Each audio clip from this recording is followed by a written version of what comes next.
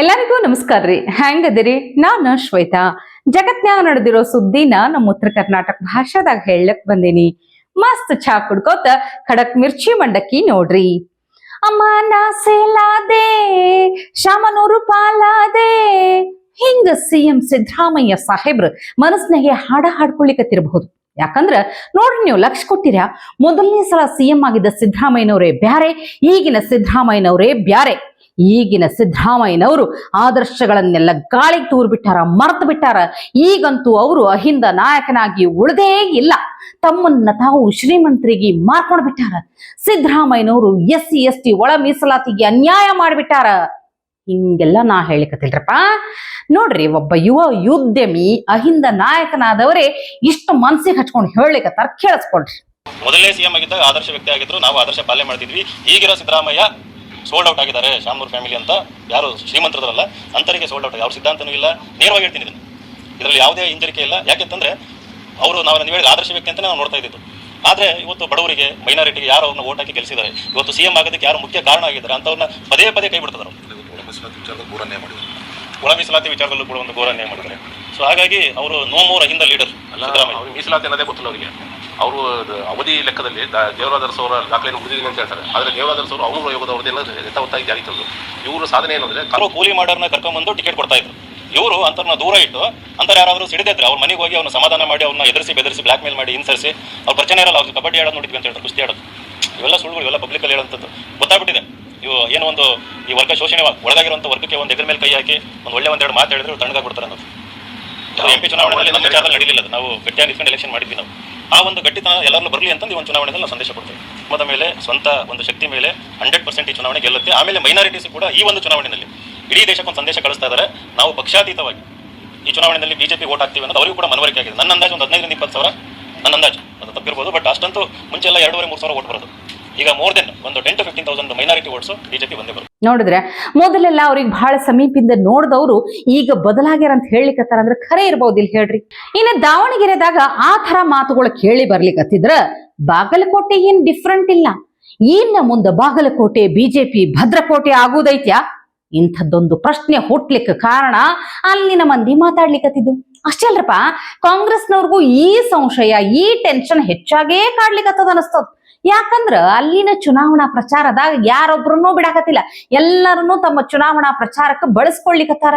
ಇಲ್ಲಿ ತನಕ ರಾಜ್ಯ ಸರ್ಕಾರನೋ ಕೇಂದ್ರ ಸರ್ಕಾರದೋ ಸರ್ಕಾರಿ ಯೋಜನೆಗಳು, ಕಾರ್ಯಕ್ರಮಗಳಿಗೆ ಸರ್ಕಾರಿ ಶಾಲಾ ಶಿಕ್ಷಕರು ಪಾಲ್ಗೊಳ್ಬೇಕಾಗಿದ್ದು ಕಡ್ಡಾಯ ಆಗಿತ್ತು. ಆದ್ರೆ ಈಗ ಉಪಚುನಾವಣೆ ಪ್ರಚಾರಕ್ಕೂ ಸರ್ಕಾರಿ ಶಿಕ್ಷಕರೇ ಬೇಕೇನ್ ಹೇಳ್ರಿ?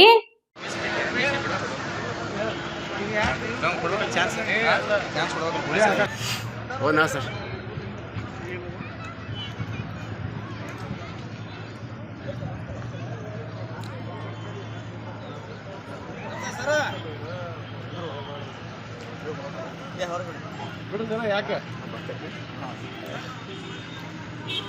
ಶಿಕ್ಷಕರ ಪ್ರಚಾರದಲ್ಲೇ ಪ್ರಚಾರದಾಗಿಲ್ಲ ಇದ್ರಿ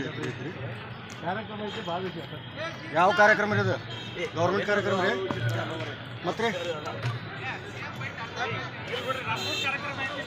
ಯಾವ್ರಿ ಗೌರ್ಮೆಂಟ್ ಕಾರ್ಯಕ್ರಮ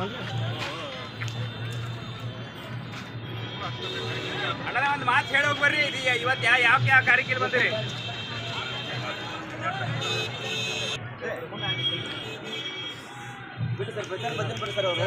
ನೋಡಿದ್ರೆ ಇವರು ಪ್ರಾಥಮಿಕ ಶಾಲಾ ಶಿಕ್ಷಕರ ಸಂಘದ ರಾಜ್ಯಾಧ್ಯಕ್ಷ ಚಂದ್ರು ನುಗ್ಲಿ ಅಂತ ಕಾಂಗ್ರೆಸ್ ಶಾಲ್ ಹಾಕೊಂಡು ಪ್ರಚಾರದಾಗ ಪಾಲ್ಗೊಂಡಾರ. ಹೇಳ್ರಿ, ಅಲ್ಲ ಈ ಹೈಲಿ ಎಜುಕೇಟೆಡ್ ಶಿಕ್ಷಣ ಮಂತ್ರಿಗಳದಾರಲ್ಲ ಮಧು ಬಂಗಾರಪ್ಪನವ್ರು ಎಲ್ಲದಾರ ನೋಡ್ರಿ. ಹಿಂಗ ಸರ್ಕಾರಿ ಶಾಲಾ ಶಿಕ್ಷಕರು, ಶಿಕ್ಷಕರ ಸಂಘದ ಅಧ್ಯಕ್ಷರೆಲ್ಲ ನಿಮ್ಮ ಪರವಾಗಿ ಚುನಾವಣಾ ಪ್ರಚಾರ ಮಾಡ್ಲಿಕ್ಕತ್ತಾರ ಅಂದ್ರ ಯಾರ ವಿರುದ್ಧ ಕ್ರಮ ತಗೋತೀರಿ ಸ್ವಲ್ಪ ವಿಚಾರ ಮಾಡ್ರಿ. ಒಟ್ಟನ್ಯಾಗ ಈಗಿನ ಉಪಚುನಾವಣೆ ದಾವಣಗೆರೆ ಆಗಿರಬಹುದು, ಬಾಗಲಕೋಟೆ ಆಗಿರಬಹುದು, ಅಲ್ಲಿ ಈ ಅಭ್ಯರ್ಥಿ ಆಯ್ಕೆ ಹೆಂಗೈತಿ, ಮುಂದೆ ಏನಾಗಬಹುದು ಅನ್ಲಿಕ್ಕ ಬಹಳ ವರ್ಷಗಳ ಹಿಂದೆನೆ ಇದರ ಬಗ್ಗೆ ಒಂದು ಸ್ಪಷ್ಟ ಚಿತ್ರಣ ಕೊಟ್ಟಿರುವಂತಹ ಮಾಸ್ಟರ್ ಹಿರಣ್ಣಯ್ಯ ಅವ್ರ ಈ ಮಾತುಗಳನ್ನು ಒಂದ್ಸಲ ಕೇಳಿಸ್ಕೊಂಡ್ ಬಿಡ್ರಿ, ಎಷ್ಟು ಖರೆ ಅಂತ ಅನಿಸ್ಬಿಡ್ತದ. ನನ್ನ ಕ್ಷೇತ್ರ ಅಂತ ಮಡಿಕಳಿ ನೀನೇ ನಾನು MLA ಗೆದ್ದು ಬಿಡ್ತೀನಿ. ಸರಿ, 6 ತಿಂಗಳು ಚೆನ್ನಾಗಿ ಕೆಲಸ ಮಾಡಿ ಒಳ್ಳೆ ಹೆಸರು ತಗೊಂಡು ಸತ್ತೋಗ್ಬಿಡ್ತೀನಿ. ಆಮೇಲೆ ಆ ಕ್ಷೇತ್ರದಲ್ಲಿ 4.25 ವರ್ಷ ಅವಧಿ ಉಳಿತೆ. 4.25 ವರ್ಷ ಅದಕ್ಕೆ ಮರುಚುನಾವಣೆ ಮಾಡ್ತಾರೆ. ಏನಂಗಂದ್ರೆ ಇನ್ನೊಂದು ಚುನಾವಣೆ. ಅದಕ್ಕೆ ಇವ್ರ ಅಭ್ಯರ್ಥಿ ಆಯ್ಕೆ ಮಾಡೋದು ಹೇಗೆ ಗೊತ್ತಾ? ಹಿಂಗೆ ನನ್ನ ಹೆಂಡತಿ ಹಾದಿ ಬೀದಿ ನೋಡಿರಲ್ಲ, ಎಡಗೆ ಬೆಟ್ಟಿನ ಗುರುತು ಆಯಮ್ಮ ಅಂತಂದು ಅಭ್ಯರ್ಥಿಯನ್ನು ನೆಲೆಸಿಬಿಡ. ಆಯಮ್ಮನಿಗೆ ಏನರ್ಗತ್ತೆ? ಏನರ್ಗತೆ? ಪಾಪ ರೀ, ಏನು? ಗಂಡ ಸತ್ತಿದ್ದಾನೆ, ಓಟ್ ಕೊಡ್ರಿ. ಗಂಡ ಗಂಡ ಸತ್ತಾರೆ ಓಟ್ ಕೊಡಿ ಅಂತ ಕೇಳ್ತಾರೆ. ಯಾಕೆ ಕೇಳಲ್ವಾ? ಏನು ಕೇಳ್ರಿ ನೀವು, ಕೇಳಲಿಲ್ವಾ? ಗಂಡ ಸತ್ತವ್ರೆಂತ? ಈ ಅಮ್ಮನಿಗೆ ಗಂಡ ಸತ್ತಿದ್ದಾನೆ ಓಟ್ ಕೊಡ್ರಿ, ಇವನಿಗೆ ಅಪ್ಪ ಸತ್ತಿದ್ದಾನೆ ಓಟ್ ಕೊಡ್ರಿ, ಇವನಿಗೆ ಅಮ್ಮ ಸತ್ತಿದ್ದಾನೆ ಓಟ್ ಕೊಡ್ರಿ. ಸತ್ತವರ ಹೆಸರ ಮೇಲೆ ಓಟು ಸೀಟುಗಳಿಗೆ ಅದನ್ನೇ ತಿಥಿ ಊಟ ಅನ್ಕೊಂಡ್ರ ಇವರು. ಭಾರಿ ಕಲಾವಿದ್ರು ಬಿಡ್ರಿ, ಅವ್ರು ಹೇಳಿದ್ನು ಅಷ್ಟ ಖರೆ ಐತಿ.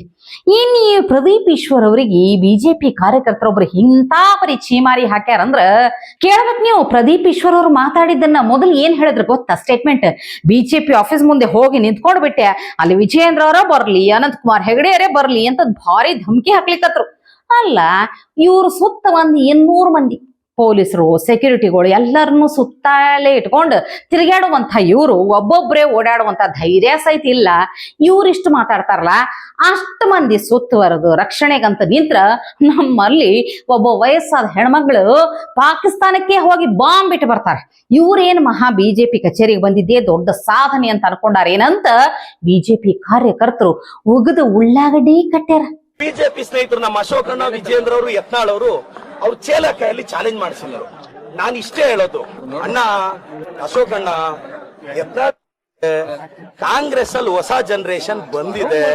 ತೊಡೆ ತಟ್ಟುವಾಗ ತೊಡೆ ಕೈ ಎರಡು ಕರೆಕ್ಟ್ ಆಗಿರುತ್ತಾ ಇಲ್ವಂತ ತೊಡೆ ತಟ್ಟಬೇಕು, ಇಲ್ಲ ಆಫೀಸ್ ಮುಂದೆ ಬಂದು ತೊಡೆ ತಟ್ತೀವಿ ನಾವು. ನಮ್ ಜನರೇಷನ್ ಜೊತೆ ಇಟ್ಕೊಳ್ಳುವಾಗ ಸ್ವಲ್ಪ ಯೋಚನೆ ಮಾಡಿ ಇಟ್ಕೋಬೇಕು. ದಾವಣಗೆರೆಗೆ ಬಾ ಅಂದ್ರು, ಪಾರ್ಟಿ ಆಫೀಸ್ ಹತ್ರ ಬಂದೆ. ಸರ್, ಈಗ ಚಾಲೆಂಜ್ ಅನ್ನ ಹಾಕಿದೀವಿ, ಚಾಲೆಂಜ್ ಅಲ್ಲಿ ನಾವು ಗೆದ್ದಿದೀವಿ. ಯಾಕೆ ಅಂತ ಹೇಳಕ್ ಬಯಸ್ತೇನೆ. ಅವರು ಏನು ಅವರ ಸ್ವಕ್ಷೇತ್ರ, ಮಾತೃಕ್ಷೇತ್ರ, ಅವ್ರು ಹುಟ್ಟಿದಂತ ಊರಿಗೆ ಹೋಗುವಾಗೇನೆ 200 250 300 ಜನ ಅವರ ಒಂದು ಪೊಲೀಸರನ್ನ, ಸಿಬ್ಬಂದಿ ಅವ್ರನ್ನ ಕರ್ಕೊಂಡು ಹೋಗಂತ ಪರಿಸ್ಥಿತಿ ತಂದ್ಕೊಂಡಿದ್ದಾರೆ ಅವರು. ಅದೇ ರೀತಿ ಇವತ್ತು ದಾವಣಗೆರೆಯಲ್ಲಿ ಯಾವಾಗ ಭಾರತೀಯ ಜನತಾ ಪಕ್ಷದ ಕಾರ್ಯಕರ್ತರು ಅವರಿಗೆ ಸವಾಲನ್ನ ಹಾಕಿದ್ರು, ಇಲ್ಲೂ ಸಹಿತ RPF ನವರು, ಪೊಲೀಸರು, DYSP ಇಂದ ಆದಿಯಾಗಿ ಸರ್ಕಲ್ ಇನ್ಸ್ಪೆಕ್ಟರ್ಗಳು, ಆಮೇಲೆ ಭಾರತೀಯ ಜನತಾ ಪಕ್ಷದವರು ಎಲ್ಲೂ ಹೋಗ್ಲಿದಂಗೆ ನಮಗೆಲ್ಲ ಬ್ಯಾರಿಕೇಡ್ ಹಾಕಿ ಅವ್ರ ಅಧಿಕಾರ ಇದೆ ಅಂತೇಳಿ ಈ ರೀತಿ ದುರ್ಬಳಕೆ ಮಾಡ್ಕೊಂಡು ಅವ್ರು 250 300 ಜನ ಪೊಲೀಸರನ್ನ ಹಿಡ್ಕೊಂಡು, ಸರ್ ಅದೇ ತರ 250 300 ಜನ ಪೊಲೀಸರ ರಕ್ಷಣೆ ಕೊಡ್ತು ಅಂತಂದ್ರೆ, ಇಲ್ಲ ನನ್ನ ಪಕ್ಕಕ್ಕೆ ಈ ತಾಯಿ ನಿಂತಿದ್ದಾಳಲ್ಲ, ಪಾಕಿಸ್ತಾನಕ್ಕೆ ಬೇಕಾದ್ರೆ ಹೋಗಿ ಬಾಂಬ್ ಹಾಕ್ ಬರ್ತಾಳೆ, ಅಷ್ಟೊಂದು ರಕ್ಷಣೆ ಇತ್ತು ಅಂದ್ರೆ. ಅದು ಯಾವುದು ಮಹಾ ಸರ್? ಅದು ಗೆಲುವಲ್ಲ. ಅದು ಒಬ್ಬ ಅಧಿಕಾರದಲ್ಲಿ ಇರ್ತಕ್ಕಂಥವ್ರು ಬರಬೇಕು. ಏನ್ ಮಾತಾಡಿದ್ದಾರೆ? ಪಾರ್ಟಿ ಆಫೀಸ್ ಮುಂದೆ ಬರ್ತೀನಿ ಅಂತ ಮಾತು ಕೊಟ್ಟಿದ್ರು. ಅಲ್ಲಿಗೆ ವಿಜಯಣ್ಣನ್ ಕರ್ಸ್ರಿ, ಅನಂತ್ ಕುಮಾರ್ ಹೆಗಡೆ ಅವ್ರನ್ನ ಕರ್ಸ್ರಿ, ಅಶೋಕ್ ಅಣ್ಣನ್ ಕರ್ಸ್ರಿ, ಪ್ರತಾಪ್ ಸಿಂಹ. ಹೌದು, ಇವ್ರನ್ನ ಎದುರಿಸೋದಕ್ಕೆ ಅವರೆಲ್ಲ ಯಾಕೆ ಬೇಕು? ಅವ್ರನ್ನೆಲ್ಲ ಕರ್ಕೊಂಡ್ ಬಂದು ಈತನ್ನ ದೊಡ್ಡನ್ ಮಾಡೋ ಪ್ರಶ್ನೆನೇ ಇಲ್ಲ. ಅವರೆಲ್ಲ ರಾಜ್ಯದ ಅಭಿವೃದ್ಧಿ ಬಗ್ಗೆ ಚಿಂತನೆ ಮಾಡಂತಾರವ್ರು. ಹಾಗಾಗಿ ಸಣ್ಣ ಸಣ್ಣ ಕಾರ್ಯಕರ್ತರೇ ಅವ್ರನ್ನ ಇಲ್ಲಿ ಬರ್ಲಿಲ್ದಂಗೆ ತಡೆದ ಅವ್ರನ್ನ ಅಲ್ಲಿಂದ ಅಲ್ಲಿಗೆ ಚಪ್ಪಲೆ, ಪರಕೆ ಸೇವೆ, ಬಳೆ ತೊಡಸ ಅಂತದ್ದು, ಈ ರೀತಿಯಾಗಿ ಗೌರವಯುತವಾಗಿ ನಾವು ಅವ್ರನ್ನ ಪ್ರತಿಭಟಿಸಿದೀವಿ ಅಂತ ಹೇಳಕ್ ಬಯಸ್ತೇನೆ. ಬಿಜೆಪಿ ದೊಡ್ಡ ದೊಡ್ಡ ನಾಯಕರು ಬರ್ಲಿ ಅಂತ ಹೇಳ್ತಾರಲ್ಲ, ಮಾತೆತ್ತಿದ್ರ ಆ ನಾಯಕರೆಲ್ಲ ರಾಜ್ಯದ ಅಭಿವೃದ್ಧಿ ಬಗ್ಗೆ, ಜನರ ಸಮಸ್ಯೆಗಳ ಬಗ್ಗೆ ಗಂಭೀರ ಚಿಂತನೆ ಮಾಡುವಂಥವ್ರು. ಅಂಥವ್ರೆಲ್ಲ ಇಂಥವ್ರನ್ನ ಹೆದರ್ಸ್ಲಿಕ್ಕೆ ಬರುವ ಅವಶ್ಯಕತೆ ಇಲ್ಲ, ನಮ್ಮಂಥ ಬಿಜೆಪಿ ಕಾರ್ಯಕರ್ತರೇ ಸಾಕು ಅಂತ ಅಂದ್ಬಿಟ್ಟಾರ ನೋಡ್ರಪ್ಪ. ಇಂಥ ಪರಿ ಮುಖಕ್ಕೆ ಮಂಗಳಾರತಿ ಎತ್ತು ಬಿಟ್ಟಾರಂದ್ರ ಛೇ. ಇನ್ನು ಬಹಳ ದಿನ ಆಗಿತ್ತು ರಾಹುಲ್ ಗಾಂಧಿ ಕಾಣಿಸ್ಕೊಳ್ಬೇಕತ್ತಿರ್ಲಿಲ್ಲ. ಏನೀಗ ಎಂಥ ಕಮ್ ಬ್ಯಾಕ್ ಮಾಡ್ಯಾರ ಗೊತ್ತಾ? ಆಫ್ಟರ್ ಲಾಂಗ್ ಟೈಮ್ ಒಂದು ಭಾರಿ ಅರ್ಥಪೂರ್ಣ ಮಾತುಗಳನ್ನ ಮಾಡ್ಯಾರ. ಪಪ್ಪು ಹೇಳಿದಂಥ ಈ ಬೆಪ್ಪಾದ ಮಾತುಗಳನ್ನ ಒಂದ್ಸಲ ಕೇಳಿಸ್ಕೊಂಡ್ ಬಿಡ್ರಿ. ಒಂದ್ಸಲ ಅಲ್ಲ, 2 ಸಲ ಕೇಳಿಸ್ಕೋಬೇಕು ನೀವು. America cannot buy oil from Russia, Iran, Iraq before taking permission from America. America cannot buy oil from Russia, Iran, Iraq before taking permission from America. ನೋಡ್ರಿ, ಅಮೆರಿಕ, ರಷ್ಯಾ, ಇರಾನ್ ಮತ್ತು ಇರಾಕ್ ದೇಶಗಳಿಂದ ತೈಲವನ್ನ ಖರೀದಿಸ್ಲಿಕ್ಕೆ ಆಗುದಿಲ್ಲಂತ ಅಮೆರಿಕಾದ ಅನುಮತಿ ಪಡ್ಕೊಳ್ಳಿಲ್ಲ ಅಂತ ವಾಹ್, ಎಂಥ ಅರ್ಥಪೂರ್ಣ ಮಾತ್ರಿ. ಇದೊಂಥರ ಹೆಂಗ ಅನಿಸ್ಲಿಕ್ಕತ್ತದ ಗೊತ್ತಾ? ರಾಹುಲ್ ಗಾಂಧಿ ಇಂಥ ಅಸಂಬದ್ಧ, ಅಸಮಂಜಸ, ಬೆಪ್ಪು ತಕ್ಕಡಿ ಮಾತುಗಳನ್ನ ಆಡ್ಲಿಕ್ಕೆ ಸಾಧ್ಯ ಇಲ್ಲ. ಎಲ್ಲಿ ತನಕ ಅಂದ್ರೆ ರಾಹುಲ್ ಗಾಂಧಿ ಅನುಮತಿ ತಗೊಳ್ಳಾರ್ದೇ ಇರೋ ತನಕ ಅಂತಂದಂಗಾಯ್ತು. ಏನಾರೇ ಅರ್ಥ ಆಗೈತ್ಯಾ ನಿಮ್ಗೆ ನಮ್ಮ ಮಾತಾರೆ? ಹಿಂಗ ನೋಡ್ರಿ, ರಾಹುಲ್ ಗಾಂಧಿ ಅವರ ಸ್ಪೆಷಾಲಿಟಿನೇ ಹಿಂಗೆ. ಅವ್ರ ಮಾತುಗಳ ಅರ್ಥನೇ ಹಿಂಗೆ ಇರ್ತದ. ಅದು ಭಾಳ ಅಂದ್ರೆ ಭಾಳ ವಿಚಾರ ಮಾಡ್ಬೇಕಾಗ್ತದ, ತಲೆ ಕೆಡ್ಸ್ಕೋಬೇಕಾಗ್ತದ. ಅವ್ರ ಮಾತಿನ್ಯಾಗ ನಿಮಗ್ ಏನ್ ಅರ್ಥ ಆಯ್ತು ಅಂತ ಕಮೆಂಟ್ ಮಾಡಿ ತಿಳಿಸ್ರಿ. ಇವತ್ತಿಗೆ ಸುದ್ದಿ ಸಾಕಲ್ಲ, ನಾಳೆ ಇಂಥವೇ ಮತ್ತೊಂದಷ್ಟು ಸುದ್ದಿ ತರ್ತೀನಿ. ಚಾ ಇಟ್ಕೊಂಡು ಮಿರ್ಚಿ ಮಂಡಕ್ಕಿ ನೋಡ್ಲಿಕ್ಕೆ ಕಾಯ್ಕೊಂಡಿರ್ರಿ. ಟಿವಿ ವಿಕ್ರಮ, ದೇಶ ನಿಮ್ಮ ಕೈಯಲ್ಲಿ. ಈ ಕಾರ್ಯಕ್ರಮ ನಿಮಗೆ ಇಷ್ಟ ಆಗಿದ್ದಲ್ಲಿ ಲೈಕ್, ಶೇರ್ ಹಾಗೂ ಕಮೆಂಟ್ ಮಾಡಿ. ಟಿವಿ ವಿಕ್ರಮದ ಕಾರ್ಯಕ್ರಮಗಳನ್ನು ನಿರಂತರವಾಗಿ ವೀಕ್ಷಿಸಲು ಸಬ್ಸ್ಕ್ರೈಬ್ ಮಾಡಿ, ಬೆಲ್ ಐಕನ್ ಒತ್ತಿ.